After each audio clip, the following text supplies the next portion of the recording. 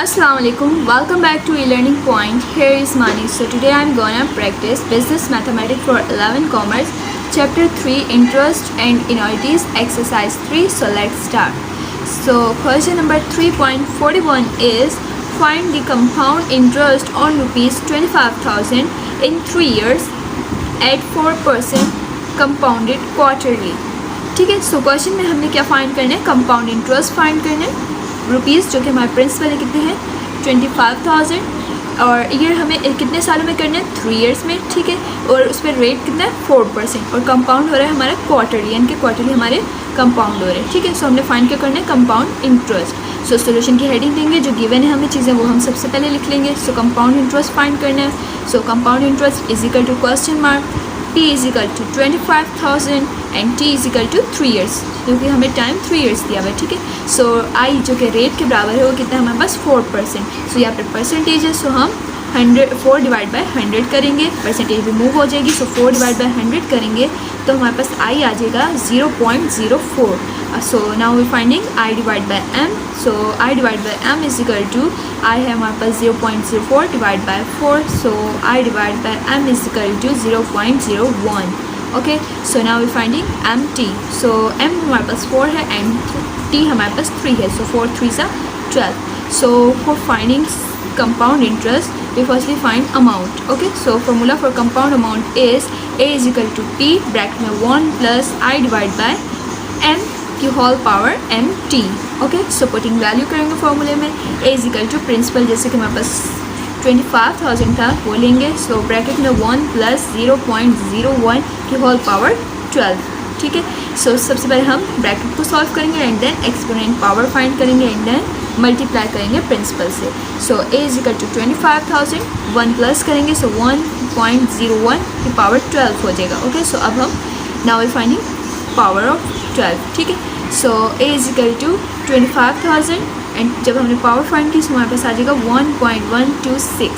सो इसको मल्टीप्लाई करेंगे हम प्रिंसिपल से तो हमारे पास अमाउंट आ जाएगा 28,170.625. सो हमने अमाउंट फाइंड कर लिया. सो अब हम इजीली कंपाउंड इंटरेस्ट फाइंड कर सकते हैं. So now we finding compound interest. Formula compound interest is equal to A minus P, यानी कि amount minus principal. So putting value करेंगे फॉर्मूले में. So compound interest is equal to 28,170.625 minus 25,000 जैसे कि प्रिंसिपल हमारे पास 25,000 था. सो अब हम इसको सब्ट्रैक्ट करेंगे. सो हमारे पास compound interest is equal to आ जाएगा 3,170.625 answer. So now move to next question. So question number 3.42 is on a saving bank account, bank A pays 8% interest compounded annually while bank B pays 8% interest compounded semi-annually. On a deposit of rupees 10,000, how much more interest will be earned in 3 years at bank B as compared with that of bank A? सो अब question में कह रहे हैं कि saving bank account है bank ए और bank B. ठीक है. जबकि जो बैंक ए है वो 8% पे कर रहा है इंटरेस्ट कितना? एनुअली. ठीक है. Compounded annually. जबकि जो बैंक बी है वो पे कर रहा है 8% इंटरेस्ट सेमी एनुअली. ठीक है. कंपाउंड कर रहा है सेमी एनुअली. सो अब कह रहे हैं कि ऑन अ डिपॉजिट ऑफ 10,000 के 10,000 के डिपॉजिट पर how much more interest will be earned in 3 years, यानी कि कितना इंटरेस्ट हमें अर्न होगा 3 ईयर्स में 3 सालों के अंदर एट बैंक बी से as compared with that of bank a, यानी कि बैंक बी को कितना ज़्यादा प्रॉफिट इंटरेस्ट अर्न होगा as compared with bank a. Okay. So अब हम इसको फॉर्मूले की मदद से सॉल्व करेंगे और फाइंड करेंगे कि बैंक ए का कितना अमाउंट आ रहा है और बैंक बी का कितना अमाउंट आ रहा है और फिर उसको आपस में हम कंपेयर करेंगे. ओके. सो सबसे पहले सोल्यूशन की हेडिंग देंगे. गिवन है हमारे पास P प्रिंसिपल कितना है? 10,000. Okay. So now we finding I is equal to 8%. ठीक है. क्योंकि बैंक ए का भी 8% है और बैंक बी का भी 8% है. ओके. सो हम इंटरेस्ट रेट इधर ही फाइंड कर लेंगे. सो I इज इक्वल टू है 8%. सो यहाँ पर परसेंटेज है. ठीक है. सो हम 8 को डिवाइड करेंगे 100 से. सो हमारे पास आ जाएगा 0.08. अच्छा. अब देखिए फॉर A, यानी कि अब हम बात करें बैंक ए के. सिर्फ फॉर ए M क्या है? 1 है, क्योंकि यहाँ पे देखिए क्या है bank a pays 8% interest compounded annually, तो एनुअली मीन 1 होता है, ठीक है।